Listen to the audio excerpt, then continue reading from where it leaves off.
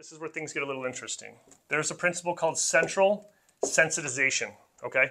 Everybody can relate to this in some way. This means your brain is stuck in overprotective mode because thoughts of harm, damage, fear, or safety become prominent. This means that if you're working out and you experience low back pain and you said, oh my God, am I going to create more damage or am I going to create more harm? I fear this movement. I don't feel safe. Your brain is stuck in overprotective mode. In every single patient that has chronic conditions longer than about 3 months duration has components of this, and everybody has experienced this before if you've had any sort of chronic pain, okay? The only way out of this situation is through a traffic light analogy. So you have green down here. Green means if you're sore during a movement, activity, exercise, but you are better as a result of it, that means green light, that means go. Yellow means you're sore during an activity or exercise, but you're no worse as a result. That means keep on going, but proceed with caution. And red light means you're sore during the activity and you are worse as a result of that activity. That puts you in bed for like 2 days, okay? You probably shouldn't have done that. However, all red lights will eventually turn green. Promise you that. The other component of this is through what we call gradual exposure, right? Start small. Go walk out to the mailbox and get the mail. Go walk down the block. Go walk around the block. Go run around the block. Go sign up for a 5K, 10K, marathon, Ironman competition. So you could do whatever the hell you want to do, whenever the hell you want to do it. And now your brain is out of protective mode and everything is clear, okay? Down here is what we call affective disorder.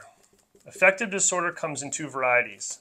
There can be a conscious aspect of it, which is 5%, and there can be an unconscious component to this, which is 95%. The 5% of affective disorder that's conscious is how we think, how we act, how we behave, and how we cope with our symptoms, okay? So these are things we say, these are things we think, these are words we use. There are words that harm and there's words that heal and it means something. So this is how we think, act, behave, and cope with our problem, with our physical ailment or physical problem.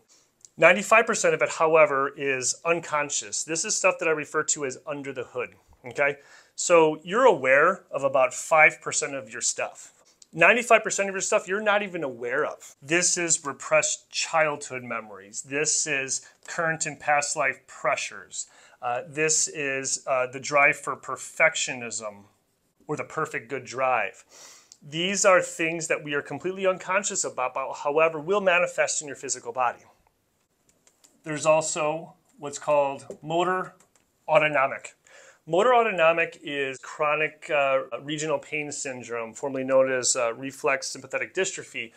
This is when your brain is literally trying to forget about your body parts, okay? A good example of this would be phantom limb syndrome. So a soldier goes to war, gets the leg blown off in war. 2 years later, the soldier still has ankle pain and stiffness.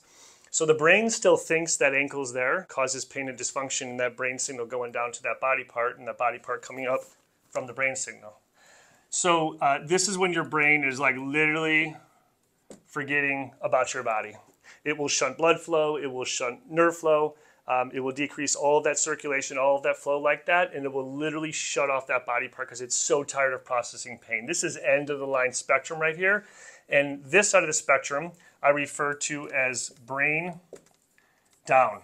Very little on this side of the spectrum can fix mechanical stuff without the certain approach of the brain down patterns.